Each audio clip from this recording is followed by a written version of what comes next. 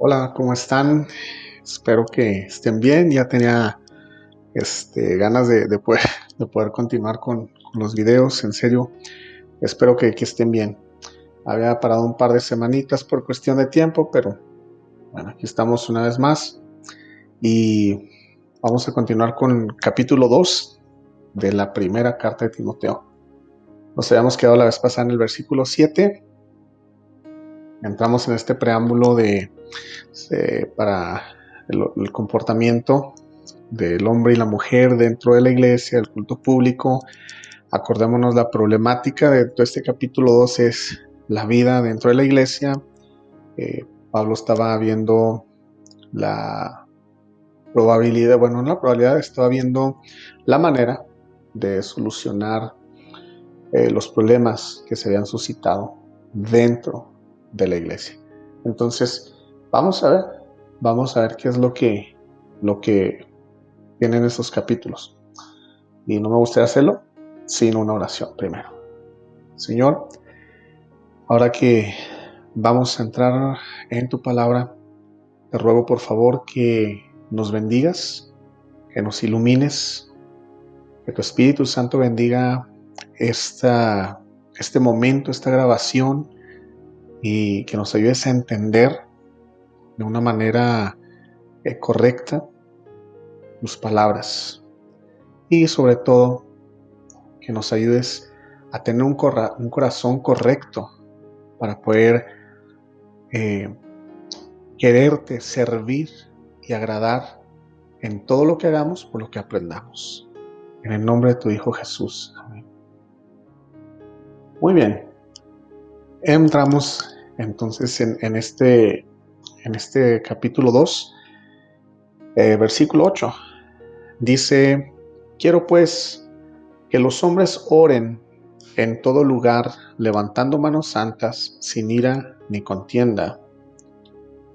Quiero pues que en todas partes los hombres oren levantando las manos al cielo, con pureza de corazón, sin enojos ni contiendas.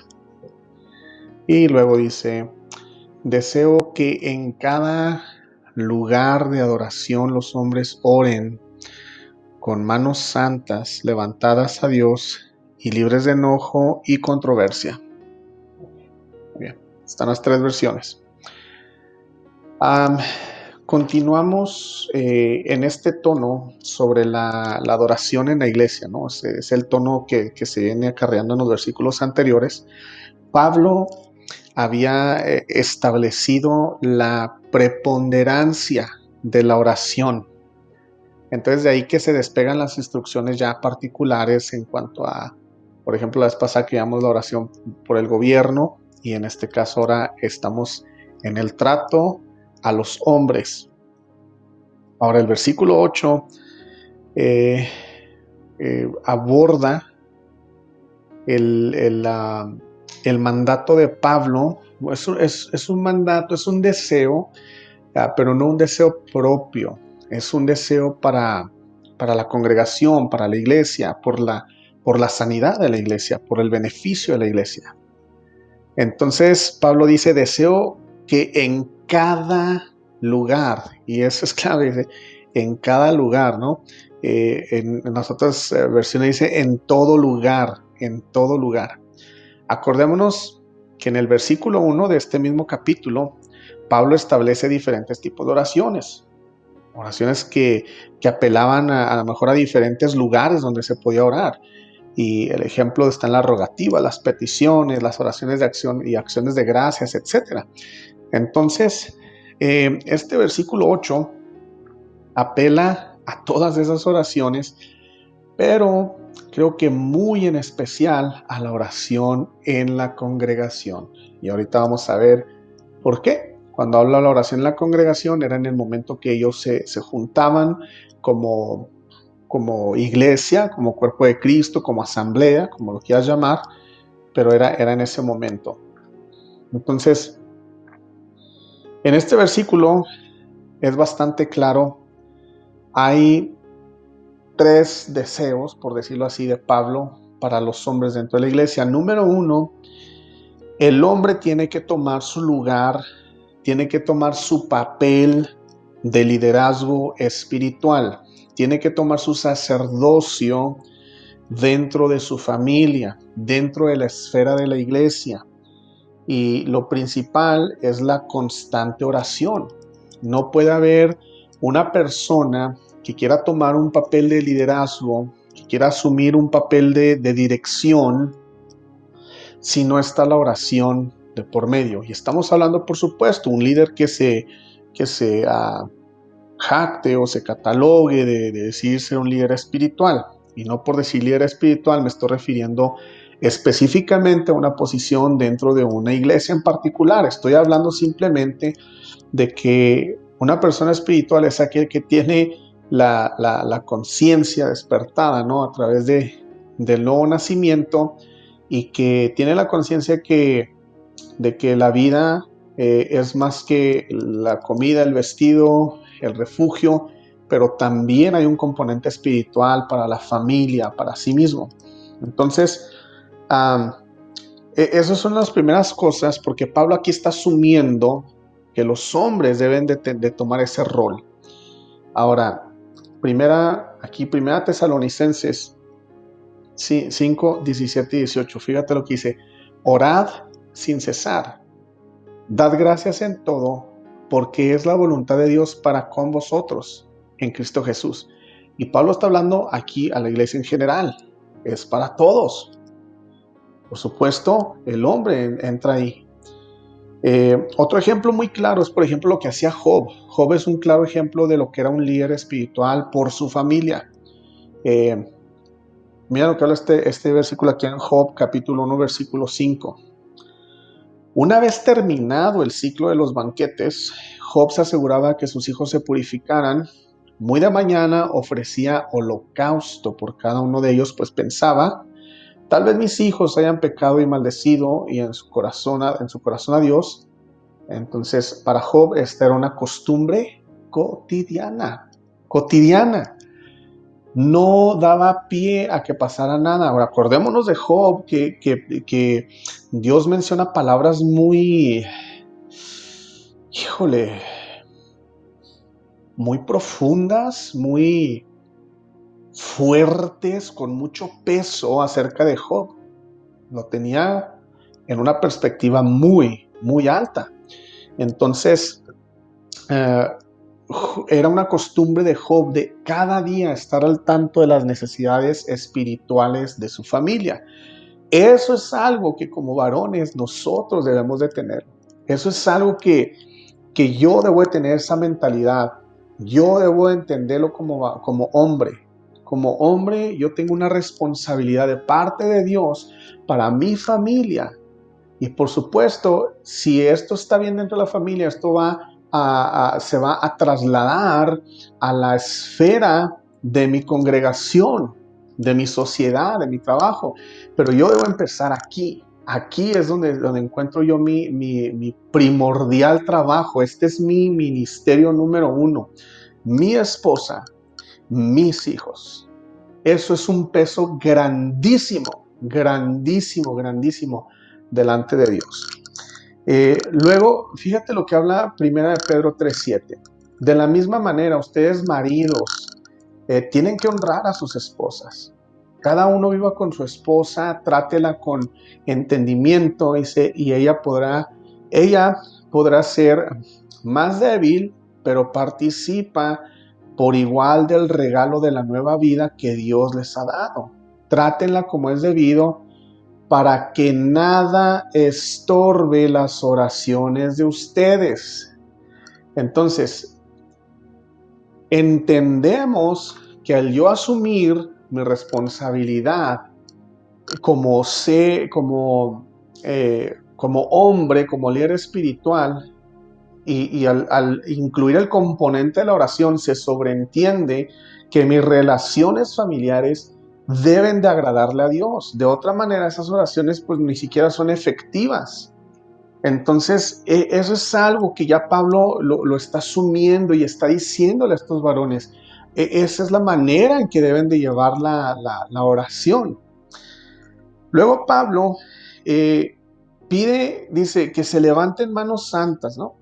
Y este levantar manos santas, aquí debemos de entender algo muy, muy claro.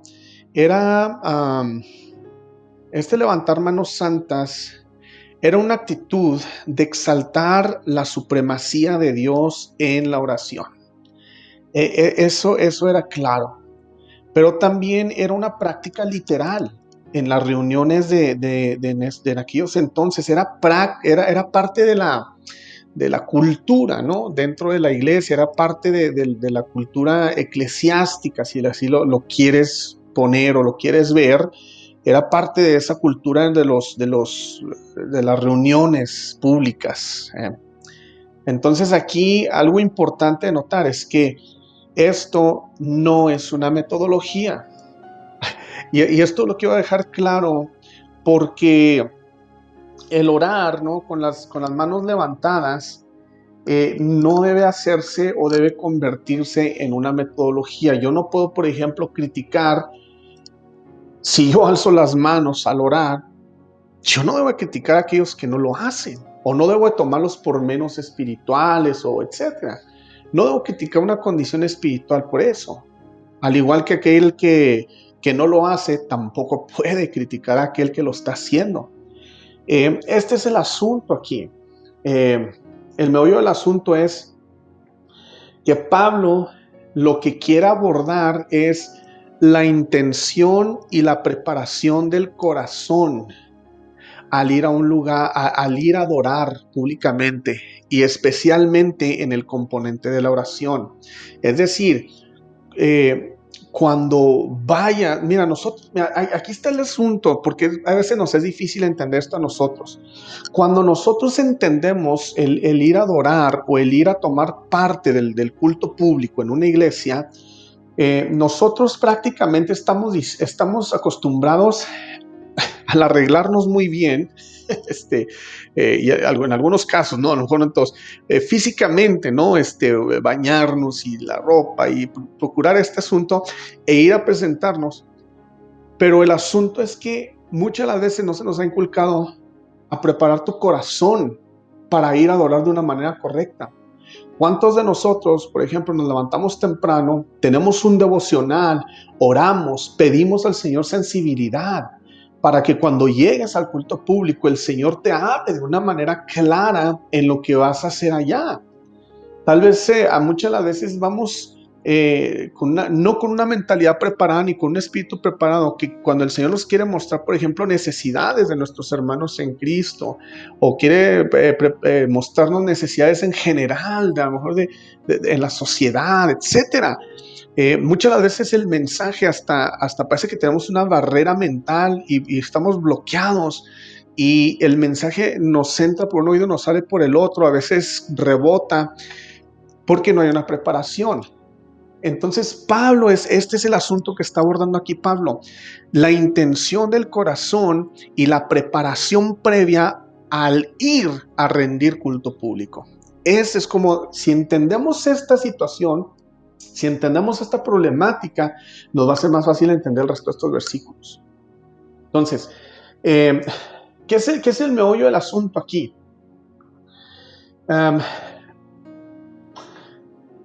Que aquellos que oraran lo hicieran con una conciencia limpia y santa. Ese era el meollo de todo el asunto aquí. Estas personas debían estar dedicadas y consagradas al Señor. ¿Por qué tanta importancia en esto? ¿Por qué Pablo le pone ese énfasis de que quiero, ¿verdad? Que los hombres oren en todo lugar levantando manos santas? ¿Por qué ese énfasis en el levantar las manos? Vuelvo a lo mismo. Si era parte del culto público, la cultura en ese momento, había otro componente ahí que considerar, y eso era el testimonio público. Eso era el testimonio público. Porque los hombres, al estar levantando las manos, quiérase que no, estaban dando un testimonio público de lo que ellos estaban profesando. Mira, en una ocasión escuché a un pastor. Dice este pastor que él fue a predicar a otra iglesia. Entonces el pastor de la iglesia que estaba hospedando a este predicador, le dice, oye, ¿sabes qué? Pues ya acabó el servicio, vamos a comer. Entonces ellos se fueron a un restaurante, en la línea, había línea de espera, mencioné que aproximadamente unos 20 o 30 minutos, y al estar ahí en la línea, estaban platicando, ¿no? El predicador y el pastor, el pastor de esa iglesia, y a punto de pasar, llega una señora y se les mete, y pum, toma el lugar y la pasan. Y entonces quedó así. El predicador miró la acción y vio también que el pastor no hizo nada. O sea, se quedó, dijo que bueno, observó la situación, pero hasta ahí quedó. Ya los sientan, los pasan a comer. Al momento de estar comiendo, el predicador le hace la pregunta a este pastor. Le dice, oye, dice, mira, yo sé que lo notaste, igual que yo. Dice, pero ¿por qué no hiciste nada cuando aquella mujer se te metió y era tu lugar? Digo, era lo justo es lo justo y tú estabas ahí, esta mujer llegó así, alevosamente y se metió y tomó tu lugar, etcétera. Y le dice, mira, le dijo el pastor a aquel predicador, le dice, mira, en ciertas áreas, dice, desde que yo soy cristiano, dice, yo he rendido ciertos derechos. Los he rendido en favor del ministerio. Dice, ¿te imaginas, por ejemplo, que yo con justa razón hubiera reclamado? Dice, pero si esta mujer tiene un entendimiento un poco más necio, dice, y si esto escala al grado de una discusión, dice, a lo mejor lo único que hubiera ganado ya es que me hubieran pasado unos minutos antes de ella. Dice, pero a la hora de que yo pongo eso en la balanza espiritual, dice, yo como pastor, yo no podría, si esta persona llega a mi congregación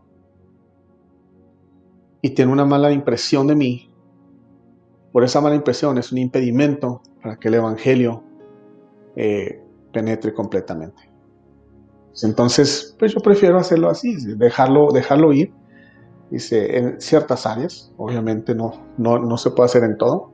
Dice, pero en ese tipo de áreas que no tienen mucha importancia, pues yo por ese testimonio o por el amor a esa persona de yo no ser un estorbo para el evangelio, lo hago así.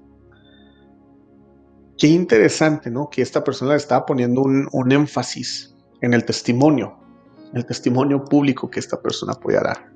Entonces, creo que Pablo estaba pensando lo mismo aquí al momento de hablar acerca de esto.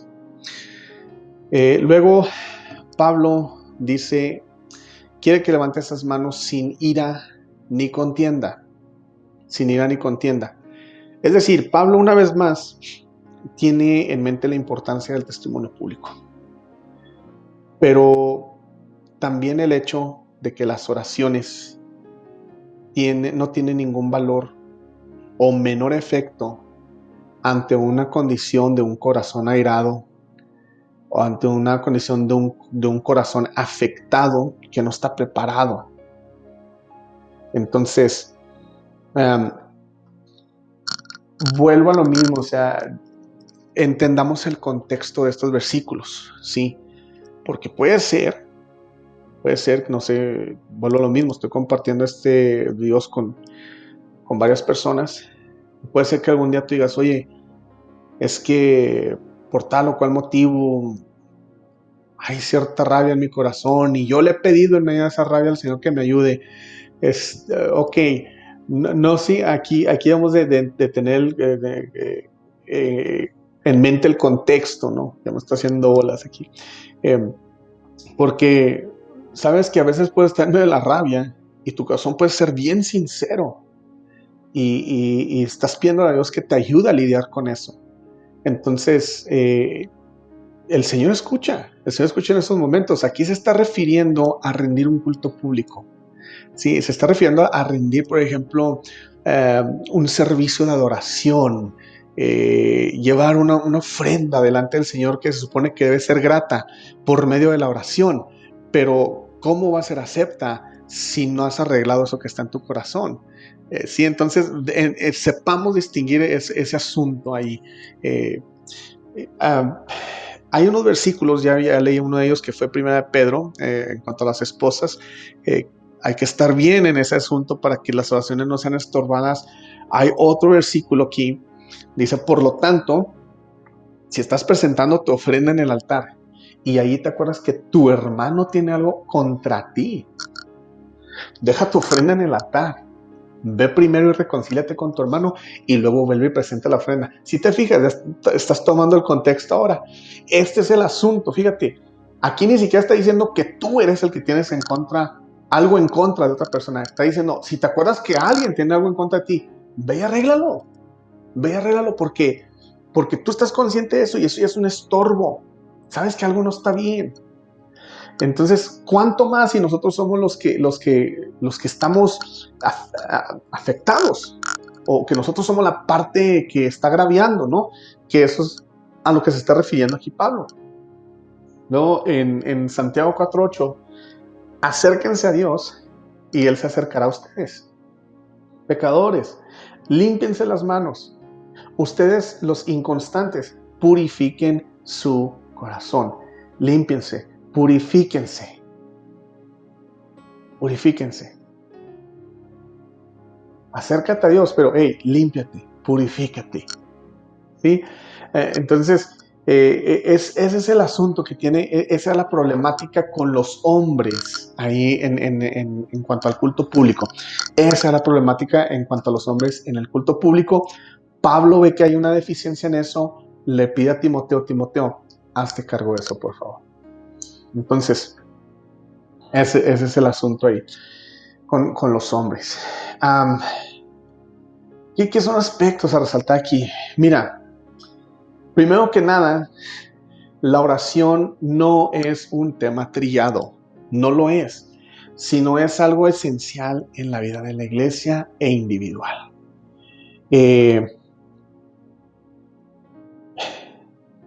¿Se ha tornado algo secundario? Sí. ¿Por qué? Por la ligereza y la insípida vida de oración del creyente. Así de sencillo. Se torna algo secundario, se torna algo como que, ay, bueno, o sea, dice la oración, el tema de la oración, ay, ya es muy básico eso, vamos a avanzarle, tráeme algo más llamativo, algo más emocionante, ¿no? Algo que me ayude. Mira, está contaminado el día de hoy a cualquier nivel en eclesiástico, este asunto de que cumple tus sueños y sueña en grande y que el Señor te tiene un plan especial para ti. Y lo hablamos en el video pasado, ¿no? Imagínate que el plan especial sea ser mártir. Entonces ahí sí decíamos, uy, ahí sí la oración va a decir, tiene que tomar un lugar principal. Por supuesto, la oración tiene que tener siempre un lugar primordial. Siempre tiene que tener un lugar primordial.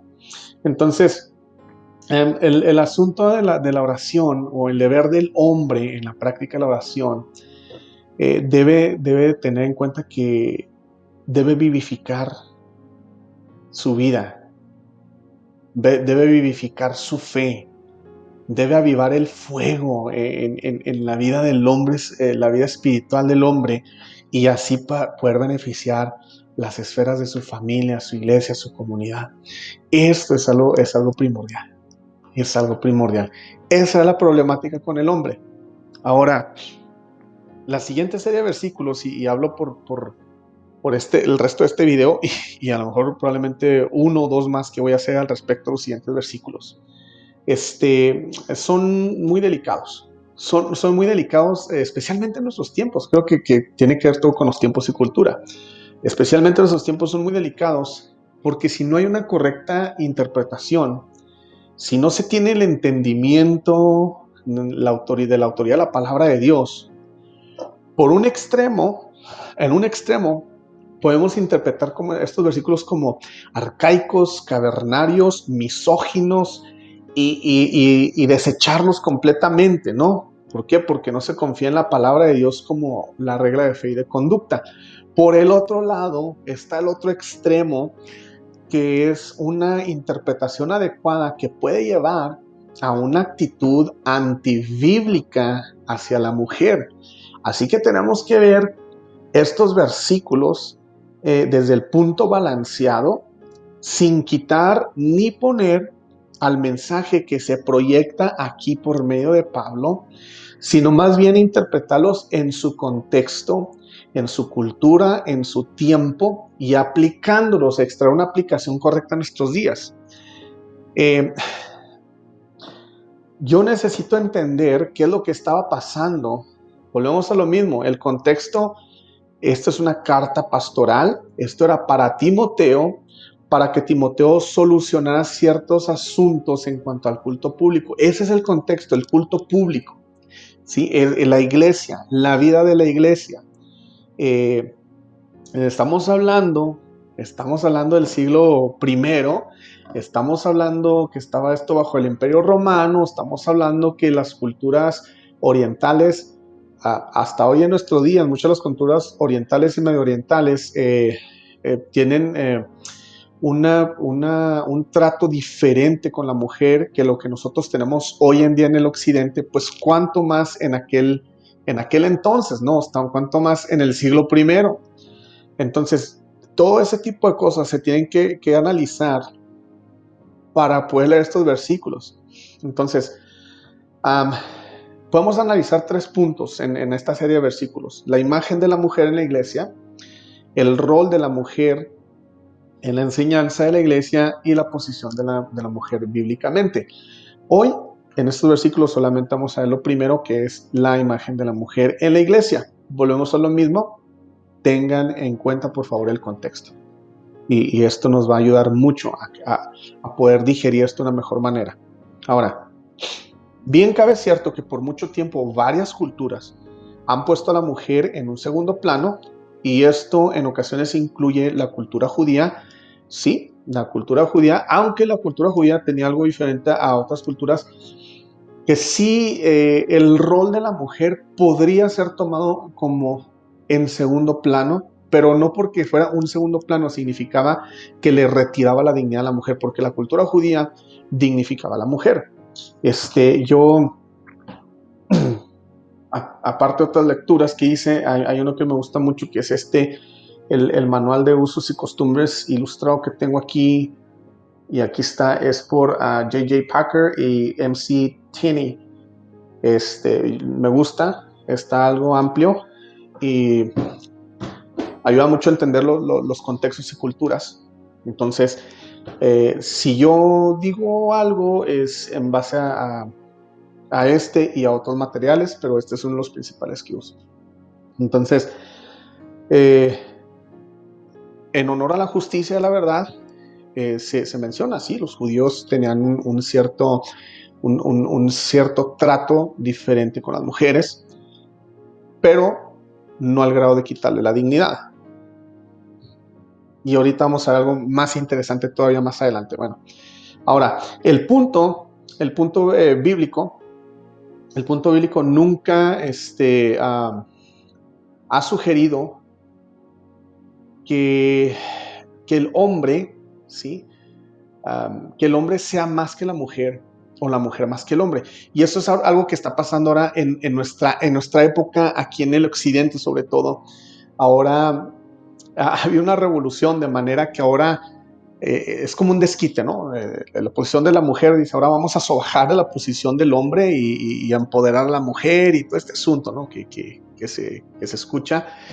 Que volvemos a lo mismo, o sea, está cayendo en el mismo error que lo que hizo el hombre. Entonces, ¿qué es el asunto aquí? ¿Qué es el asunto aquí? El hombre y la mujer, ambos fueron creados a la misma imagen y semejanza de Dios. Es el asunto. Punto. Y se acabó. No hay un valor más en uno que en otro. No lo existe. Dios no lo ve así. Desde el principio, desde Génesis, Dios no lo ve así. El hombre lo ha visto así a través de diferentes culturas, porque las culturas han sido afectadas por el pecado. Así es simple. Así es simple y de sencillo. Ahora, aquí el asunto es que lo que sí hay es una diferencia en los roles del hombre y la mujer. Y ahí es donde se demuestra nuestro amor por Dios y nuestra obediencia por Dios. Ahora, volvemos a lo mismo. vamos a ver qué es lo que pasaba aquí, el contexto y la aplicación a nuestros días. Porque tampoco quiero decir con esto, no, a la mujer le toca la casa y esto, y la mujer no tiene derecho a una carrera y todo. Volvemos a lo mismo, el tiempo ha cambiado, pero las bases bíblicas permanecen para que haya aplicaciones a los diferentes periodos. Por ejemplo, ahorita no puedo decirle a una mujer, a lo mejor llevó a sus estudios profesionales, etcétera, y decirle, no, tú no vas a ejercer nada porque así lo dice la Biblia. No, no. Por ejemplo, yo no me puedo poner en ese aspecto con una mujer, una madre soltera, vamos, o una viuda. Ella tiene que trabajar, ella tiene que hacer una vida. No me puedo poner así, por ejemplo, con una persona que haya completado su carrera, etcétera, y decir, no, tú no vas a hacer esto, no vas a trabajar. ¿Por qué? Porque siempre y cuando no se transgredan los principios bíblicos, por ejemplo, en cuanto a los roles de una mujer o un hombre, el contexto cultural en el que vivimos es muy diferente, al contexto que se vivía en este primer siglo y bajo esas culturas. Nosotros como occidente nos es muy difícil entender eso. Todavía para una cultura medio oriental es más fácil aún hoy en estos días entender estos escritos que nosotros. Entonces debemos entender que la palabra de Dios tiene una aplicación universal, ¿sí? Universal, y eso es lo que hemos de estar buscando en este punto. Entender esto es buenísimo, pero la aplicación que se nos da a nuestros días creo que es lo que nos va a ayudar a darle valor a lo que estamos leyendo. Bueno, continuamos. ¿Qué es lo mejor que podemos hacer aquí? Bueno, vamos a sumergirnos en estos versículos y me gustaría agregar que el pensamiento cristiano y que Jesús marca y denota nunca pretendieron sobajar a la mujer, nunca.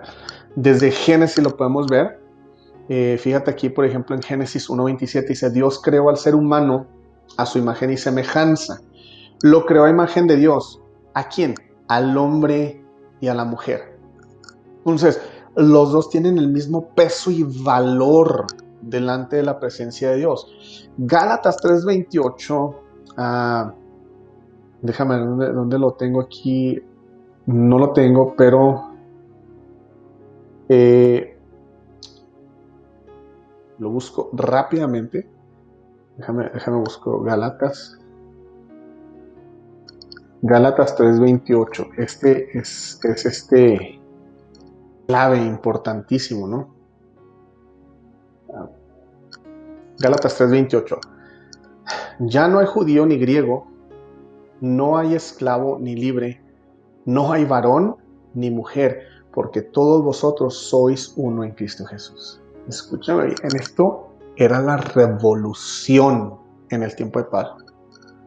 Era la revolución, porque la cultura tanto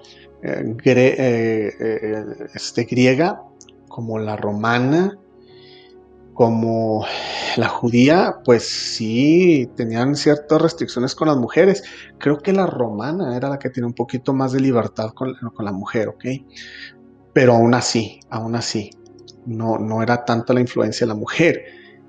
Aquí es donde estriba el asunto, el evangelio, todo esto que es parte del evangelio.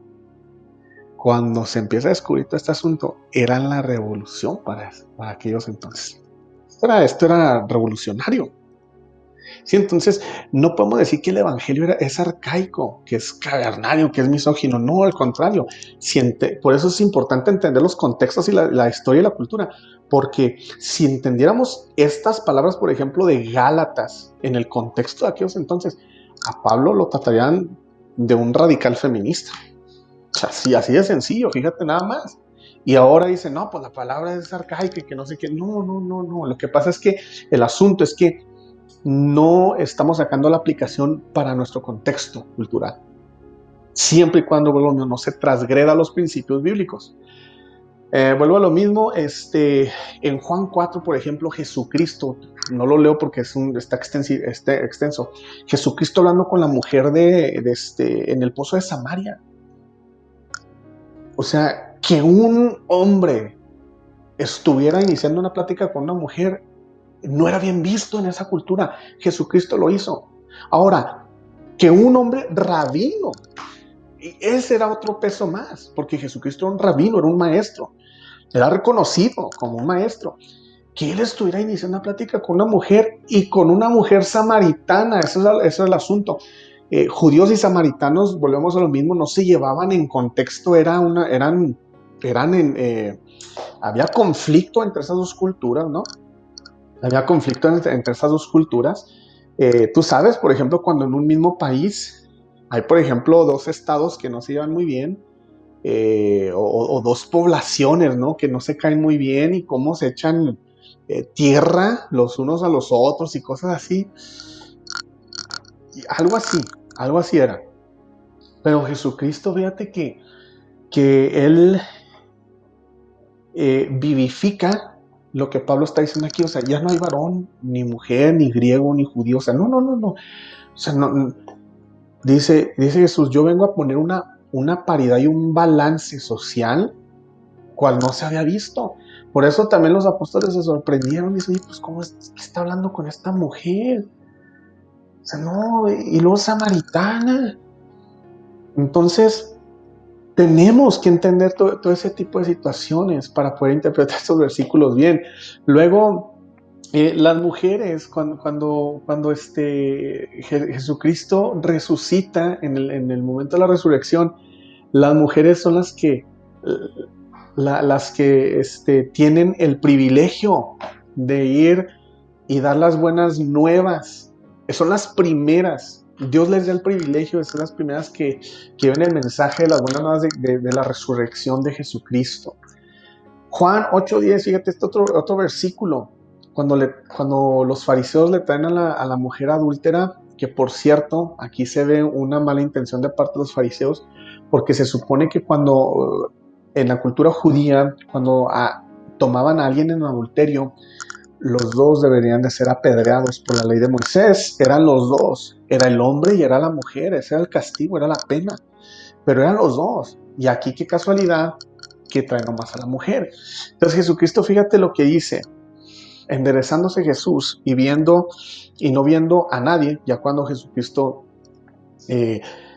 pone a los fariseos al descubierto de su pecado y todo esto, ¿no? Que ninguno se sintió digno de acusar a esta mujer. Le dice, oye, ¿dónde están los que te acusaban? Y luego le dice, ¿ninguno te condenó? Y ella le dijo, ninguno, Señor. Le dijo Jesús, entonces, yo no te condeno, pero fíjate, aquí está, no transgredas, dice, vete y no peques más. Y eso, o sea, Jesucristo encontrando la manera de, entre comillas lo digo, invalidar la ley de Moisés, porque no era invalidarla, era la gracia de Dios actuando, beneficiando a una mujer. Si Jesucristo hubiera tenido ese pensamiento realmente así como ese misógino, el cavernario, arcaico, es que le hubiera importado. Jesucristo no hubiera podido decir, apedrénla. Y él estaba cumpliendo, él estaba en lo correcto porque era la ley de Moisés. Pero no lo hizo así. Entonces, quiero dejar eso en claro antes de continuar con esto. Y hacerlo lo más rápido posible. Y este es el asunto. Es el asunto. El versículo 9 dice, asimismo, que las mujeres se atavíen de ropa decorosa con pudor y modestia, no con peinado ostentoso, ni con oro, ni perlas, ni vestidos costosos. En cuanto a las mujeres, quiero que ellas se vistan decorosamente con modestia y recato, sin peinados ostentosos, ni oro, ni perlas, ni vestidos costosos. 9. Y quiero que las mujeres se vistan de una manera modesta. deberían llevar ropa decente y apropiada, no llamar la atención con la manera en que se arreglan el cabello, ni con los accesorios de oro, ni con perlas, ni ropa costosa. Boom. Te van a decir, uy, ya empezó, ya. Ok. No hay nada de malo con pedir que haya un adecuado comportamiento en el uso de la vestimenta para una persona. En este caso es las mujeres. Ahorita vamos a ver por qué. ¿Por qué las mujeres y no los hombres? Bueno, es que la problemática era diferente. Los hombres no tenían problemas cómo se arreglaban.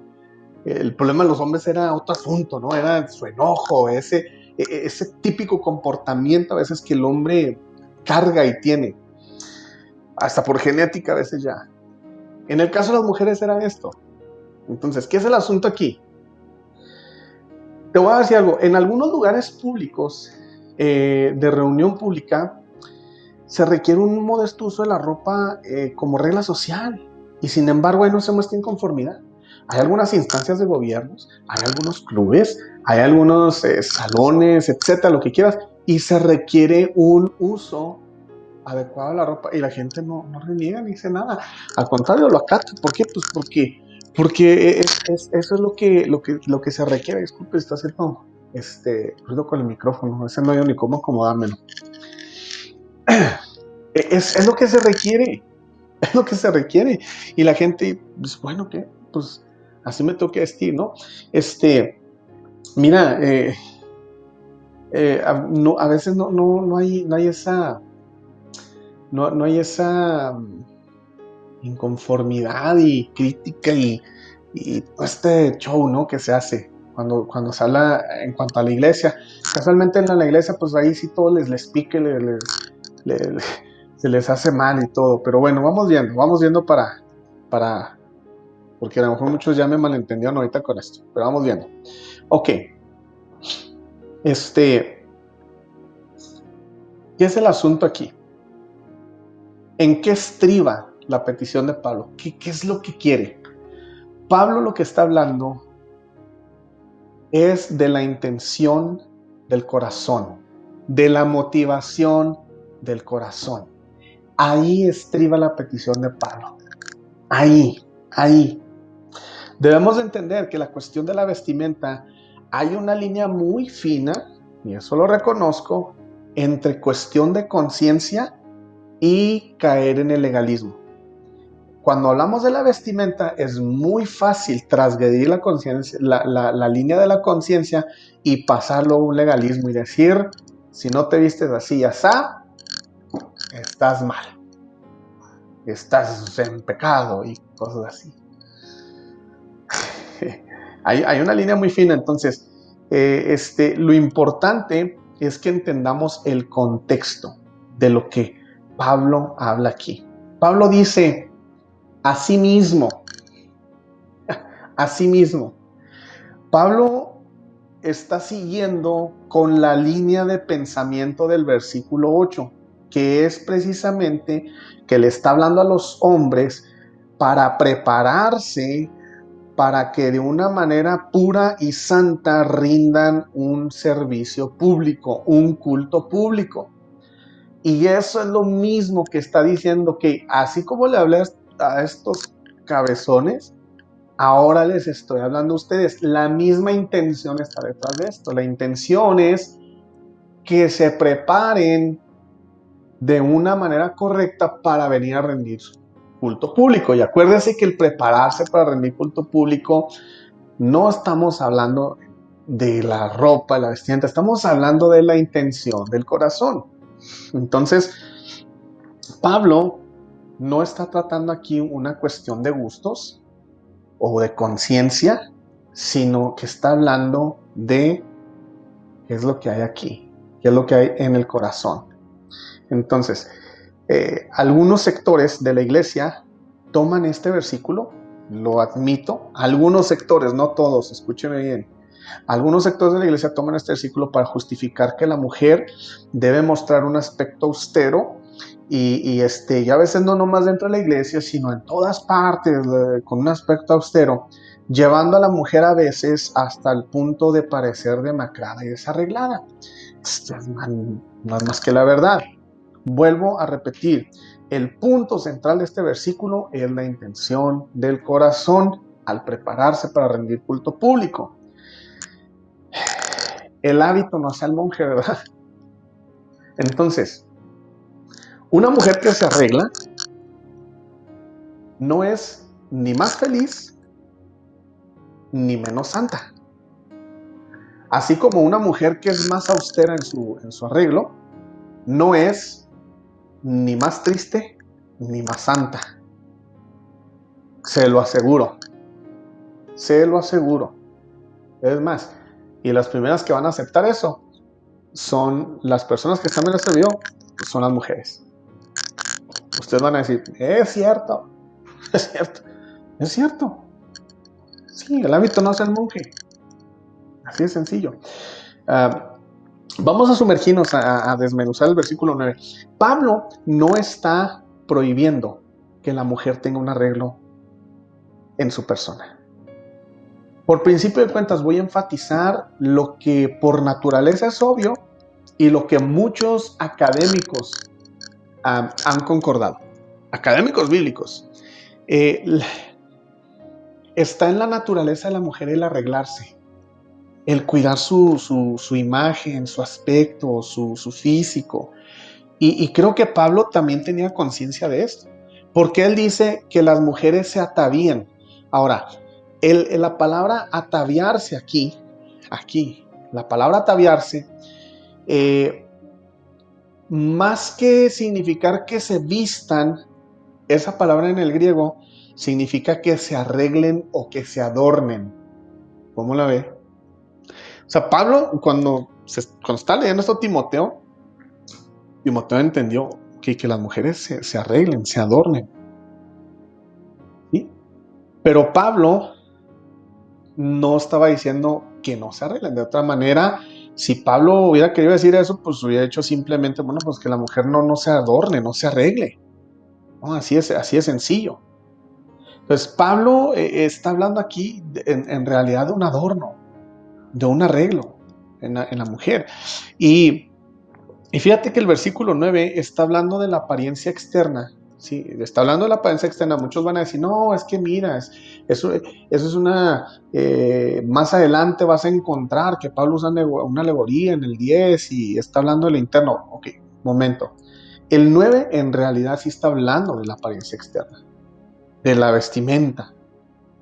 Ok, sí está hablando de la vestimenta, pero Jesucristo dijo que por vuestros frutos serías conocidos. Es decir, que nuestro vestir, nuestro hablar, la manera en que trabajas, las relaciones públicas que llevas, todo eso es fruto de lo que hay dentro del corazón. Todo eso es fruto de la intención del corazón. Entonces, la clave del mensaje en cuanto de aquí de Pablo, en cuanto a la vestimenta, vuelvo a lo mismo, no se encuentra meramente en la vestimenta, ¿sí? Se encuentra en la intención del corazón y habla 3 palabras: decoro, pudor y modestia.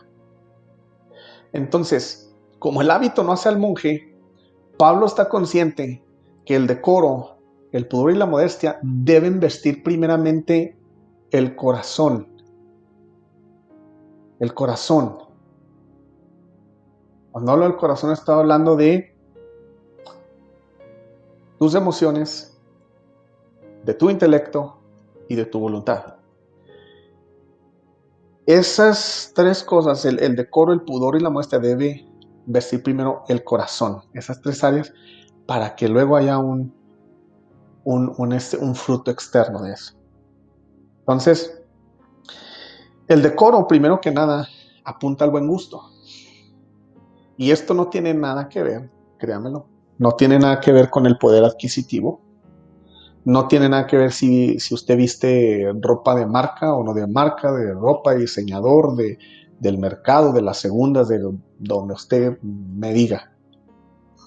No tiene nada que ver con eso. Más bien tiene que ver con la coherencia, que el decoro externo debe ser pensando en lo que estoy haciendo. ¿Qué es lo que estoy haciendo? Lo que estoy haciendo es rendir culto al Señor, culto público, y eso debe tener como única finalidad el adorar a Dios. ¿Okay? Le decía ahorita que hay lugares que tienen, por ejemplo, ciertos reglamentos, ¿no?, con la vestimenta. Entonces, por ejemplo, yo no voy a ir a una cena de etiqueta vestido con un traje de baño. Y sería muy incoherente y muy ilógico, eh, meterme a la alberca con botas y vestido de charro. Sí, entonces debe haber una coherencia con lo que estamos haciendo. Y, y eso es de lo que está hablando aquí Pablo. O sea, hey, ¿qué es la finalidad de que tú atiendas a este culto público? Es adorar a Dios. Ah, ok. Entonces, ten una coherencia, ten un decoro conforme a lo que vas a hacer. Ten un decoro. Ahorita vamos a ver por qué Pablo está diciendo todo esto. Un poquito acerca de las costumbres de aquellos momentos. Entonces, la otra palabra que aparece es modestia. La palabra modestia habla de un sentido de vergüenza o temor de pasar los límites de la decencia. Y aquí hay una reserva propia, una cuestión de conciencia. Usted va a decir, bueno, es que la decencia puede ser muy, muy subjetiva. La decencia ahora en nuestros días puede ser muy subjetiva. Antes no teníamos problemas. Antes no se tenía problemas para hablar de una decencia que tuviera sentido en general en la sociedad. Hoy puede parecer muy subjetivo. Entonces, cuando hablamos de decencia, creo que lo mejor es buscar penetrar nuestra mente de lo que la palabra de Dios habla en cuanto a la decencia. Por ejemplo, una buena pregunta sería: ¿de qué manera puedo presentarme ante Dios para adorarle a Dios y que mi manera de vestir aún refleje eso? Si su conciencia está permeada con la palabra de Dios, usted créame que va a tomar una decisión sabia que satisfaga su conciencia como a Dios mismo. Usted le aseguro que lo va a hacer. Mira, por ejemplo, Hebreos 12:8 dice: así que, recibiendo nosotros un reino inconmovible, tengamos gratitud. Mediante ella sirvamos agradándole a Dios con temor y reverencia. Vuelvo a lo mismo. Si usted va a servir a Dios con temor y reverencia, creo que todo lo que usted es y lo que usted hace lo va a hacer de una manera integral. Lo va a reflejar. Va a decir, no, pero que la vestimenta no tiene nada que ver, tú no sabes lo que yo tengo en el corazón, lo que está dentro de mi corazón. ¿Sabes qué? No lo sé porque no soy Dios. Y no me importa porque no soy Dios. Pero sí me dice el Señor que por tus frutos te vas a conocer. Sí me habla la palabra de Dios que lo que haces externamente es una condición infalible de lo que está dentro de tu corazón. Entonces, tampoco querramos venir a separar una cosa de la otra y tampoco querramos venir a imponer que la vestimenta va a transformar el corazón, porque eso es un error también, un error grandísimo. Entonces, yo le aseguro que usted cuando se permee y busque qué es lo que es reflejar aún mi vestimenta, Señor, usted va a empezar a tomar en cuenta cuestiones como hermanos débiles en la fe, el amor por nuestros semejantes, un testimonio que agrada a Dios, un buen juicio, y todo esto sin violentar su conciencia ni su deseo natural como mujer de guardar una apariencia digna, hermosa, pero que agrade y refleje un verdadero estado interno de decoro, de modestia, ¿verdad? De pudor. Entonces, eh, eso puede realmente crear una buena combinación cuando se hace de la manera desde la intención del corazón. Ahora, la palabra pudor o recato, o buen juicio, como se maneja también en otras partes, es pudor, recato, buen juicio, hace referencia a la pureza mental. Esa palabra pudor o recato, buen juicio, habla o significa pureza mental.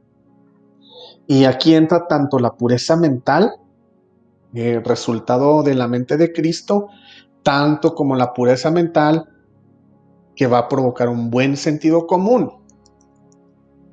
Recuerde que el motivo de, yo sé que lo va a fastidiar, pero no le hace, el motivo es la intención del corazón.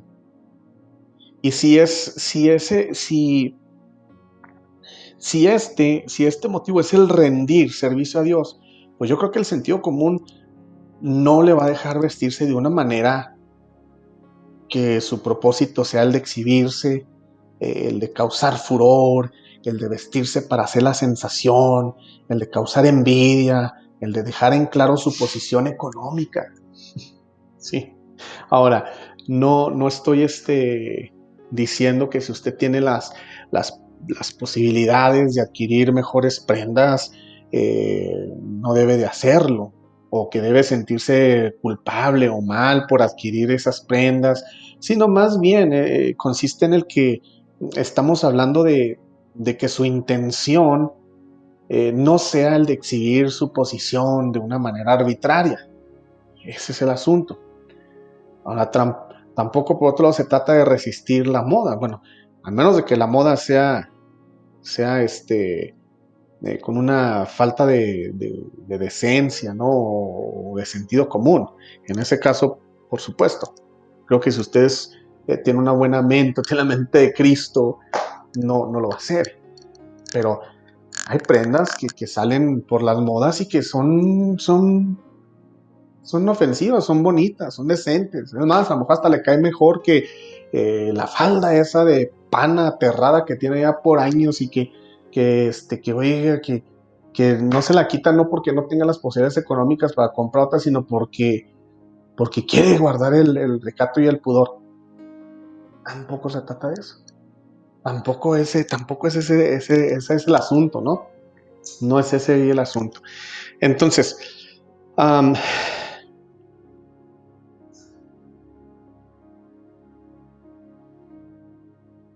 el corazón,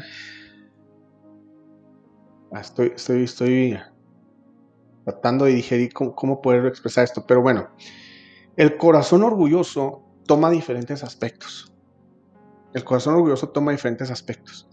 Entonces, el corazón orgulloso puede estar escondido en vestidos finos, como puede estar escondido en una máscara de modestia. Esa es la verdad. Tanto puede tener un corazón orgulloso la que compra las mejores prendas, como la que es la más austera. Entonces, aquí es donde entra el buen juicio, porque el buen juicio tiene que influenciar el corazón. Tiene que influenciar el corazón.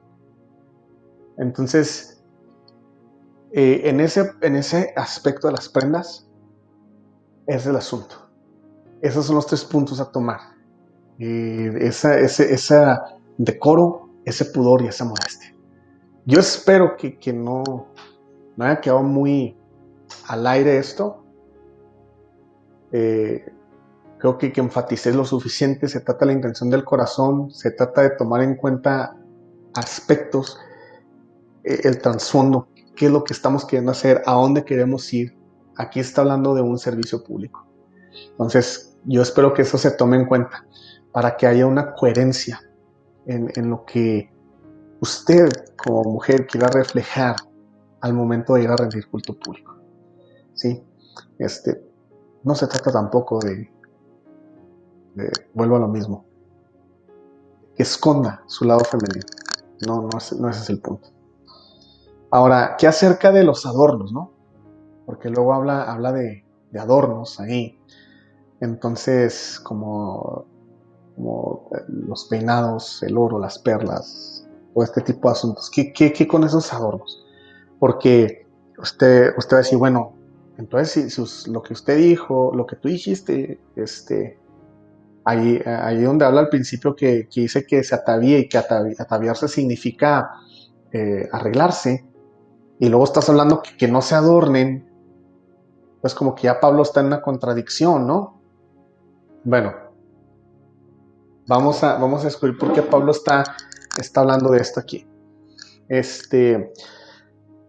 Si te fijas, las palabras que usa Pablo están claramente describiendo objetos eh, muy específicos y no se está refiriendo a todos los adornos. Le faltaría mencionar muchos adornos, ¿no? Si quiere referirse a todos los adornos. Está hablando de cosas muy específicas. Y está hablando primero peinado ostentoso, esa palabra es clave, ostentoso. Oro, metal precioso, carísimo. Perlas, carísimos. Y vestidos costosos. Costoso es la clave. Costoso. Aquí va el asunto. Ahí va el asunto con todo esto. Pablo está apuntando a un pecado que se refleja con una extravagancia. Una lujuria que se refleja con una extravagancia. Acuérdate que lujuria no debe ser reducido al aspecto sexual. La lujuria está hablando simplemente de la condición del corazón de desear ávidamente algo. Eso se refiere a la lujuria, ¿no? Entonces aquí la lujuria está en cuanto a la extravagancia. Pero aquí voy a hacer una pausa porque también se muestra al otro lado, al otro extremo del espectro, la extravagancia. O sea que la extravagancia también se puede mostrar con una falda larga, con un aspecto muy austero, apariencia de falsa santidad. Ahí también se puede mostrar una extravagancia. Claro que sí, claro que sí. Entonces, para entender esto un poco mejor, déjame te voy a compartir un parrafito que encontré muy bueno. Este está en el libro de William Hendrickson del Nuevo Testamento. El libro se llama Comentario al Nuevo Testamento, Primera, Segunda de Timoteo y Tito. Es un libro donde hace un comentario exhaustivo. Fíjate bien, en cuanto a esto, hablando específicamente en cuanto a lo que Pablo mencionó aquí en el versículo 9, ahora te voy a poner en contexto. Ahora sí, déjame llevarte al contexto, al tiempo de Pablo. ¿Por qué es que Pablo está mencionando esto? Escucha esto.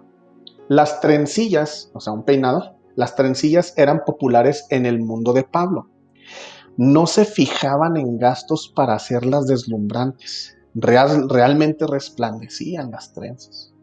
Se sostenían con peines de carey y enjollados. Yo dije, ¿qué es un peine de carey? Dije, ¿qué es eso? Yo curiosamente me fui a buscar. Estos son unos ejemplos de peines de carey. Los peines de carey de hoy no son originales. Sí, ahí tienes unos, pero creo que estos se asemejan más a lo que Pablo está diciendo. El peine de carey hoy está prohibido hacerse originalmente. Sí, porque ahora son como de plástico. El peine de carey originalmente era hecho de esta tortuga, que es la tortuga de carey. Estaban hechos a base de esta concha, de esta tortuga. Pues aquí puedes tener a lo mejor algunos objetos que ves aquí en la imagen. Entonces, las peinetas de carey o los peines de carey eran costosísimos. Era una prenda costosa, muy costosa.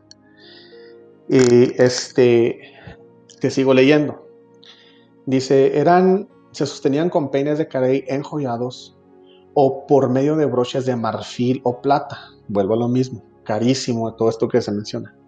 O eran alfileres de bronce con sus cabezas enjollados. Entre más variados y caros mejor. Las cabezas de los alfileres con frecuencia eran imágenes en miniatura de un animal, una mano humana, un ídolo, la figura femenina, etc. En aquellos días, las trencillas con frecuencia costaban una fortuna. Era un artículo de lujo. La mujer cristiana, era un artículo de lujo que costaba una fortuna. La mujer cristiana está ante la advertencia de no caer en tales extravagancias. Um, ¿Por qué? Porque no puedes comprarlo o porque está mal hacerlo si puedes comprarlo. No, no por eso, sino creo yo que una persona que está balanceada en su manera de pensar y que entiende que todo lo que está aquí en la tierra se va a deshacer, creo que esa persona va a ser más inteligente y va a invertir en cosas que van a durar por la eternidad. Hay tres cosas que van a durar por la eternidad. Número uno, la palabra de Dios. El cielo y la tierra pasará, pero tu palabra no pasará. Número dos, Dios mismo. Y número tres, las personas. Vamos a ser eternos. Para perdición, para salvación, pero vamos a ser eternos. Y creo que vale la pena invertir en esas tres cosas.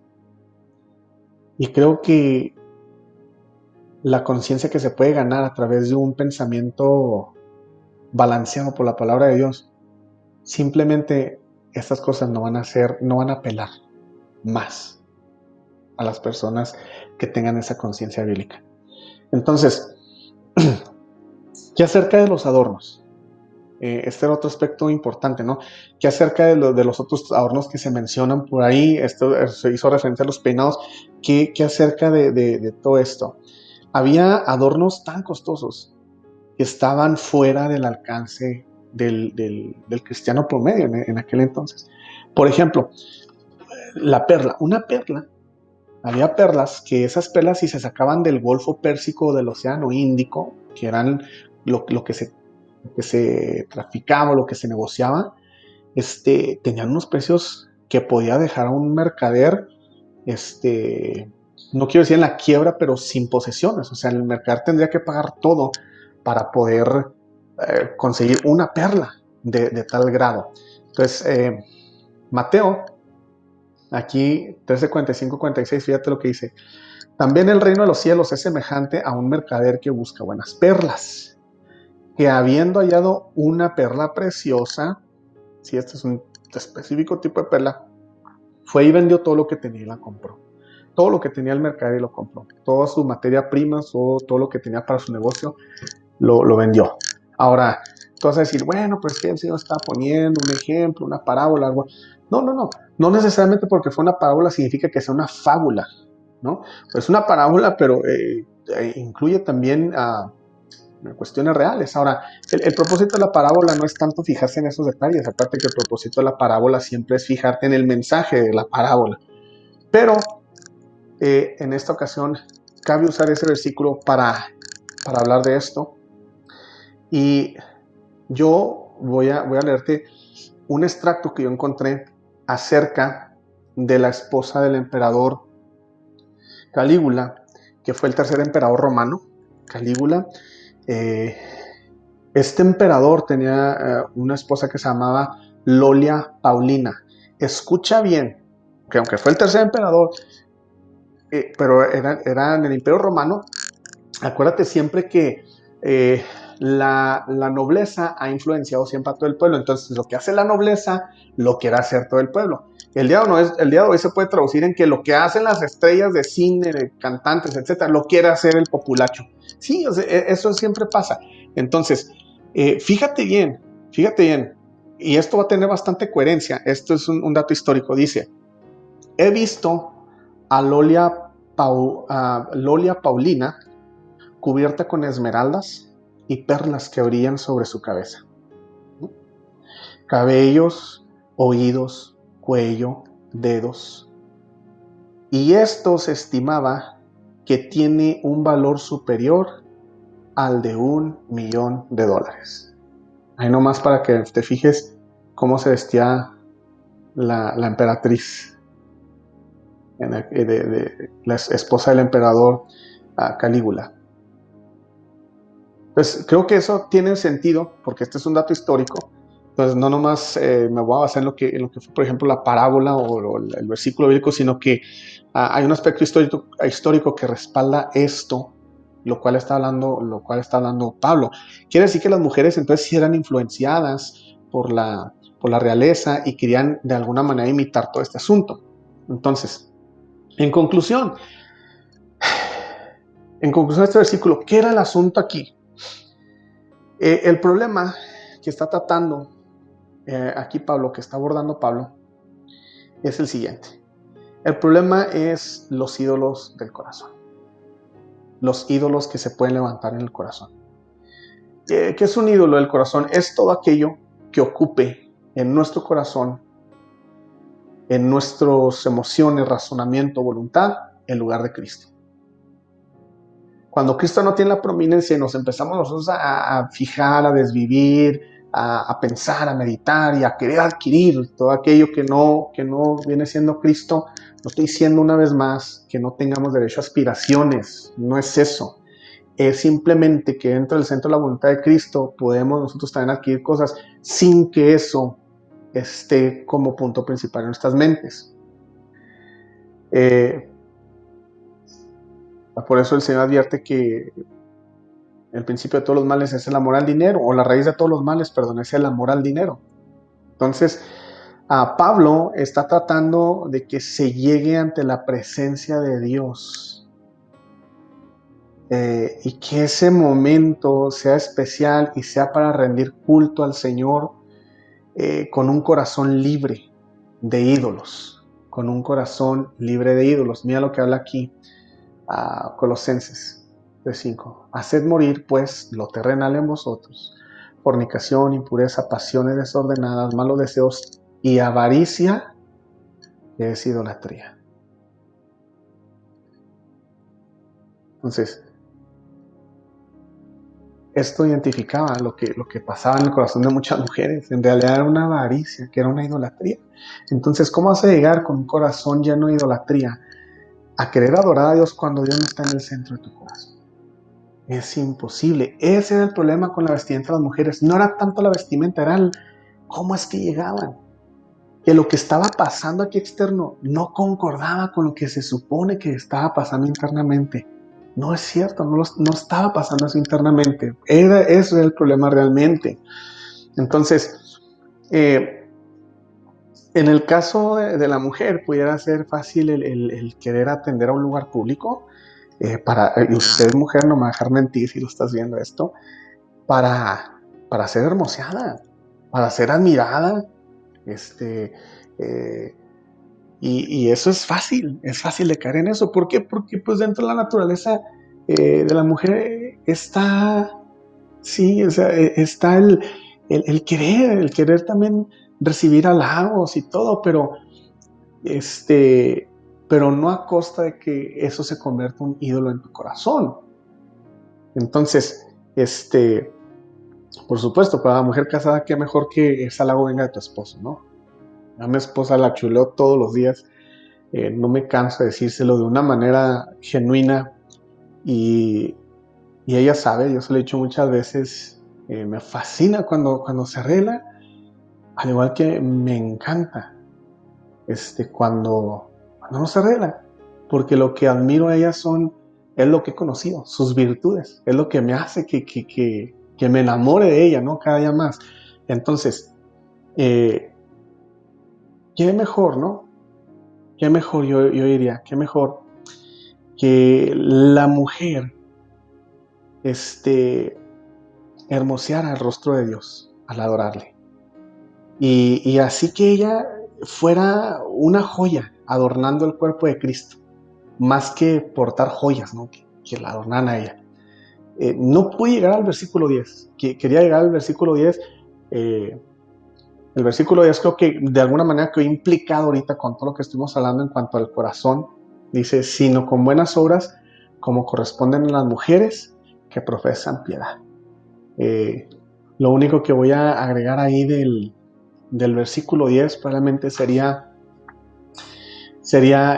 simplemente que esa profesión de piedad, más que hacer un despliegue público, decir, yo profeso piedad, no, se refiere más bien a un compromiso público, que hace la mujer de seguir una vida de piedad. Ese compromiso no se puede dar si no está trabajando el Espíritu Santo, si no viene la palabra de Dios y trabaja. Entonces, Cuando esas buenas obras están hermoseando el corazón, es fácil que lo demás, este, se hermosee. Es así que lo demás se hermosee. Bien, cierro con esto. ¿Qué era uno de los asuntos ahí en Éfeso? Acuérdate que Timoteo está en Éfeso.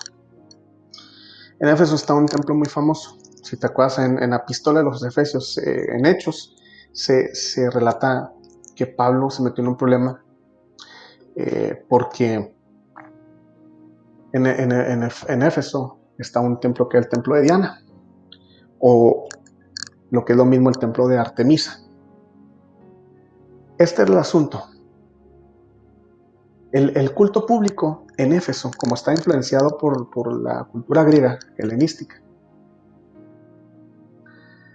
el culto público era muy común que la mujer se vistía un poco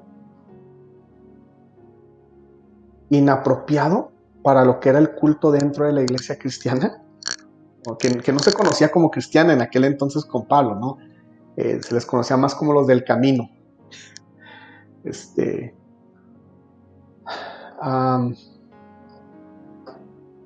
Uno de los aspectos del templo de Artemisa o de Diana era que parte de su culto público, como era la diosa de la casa y de la fertilidad, parte del culto público era una prostitución religiosa.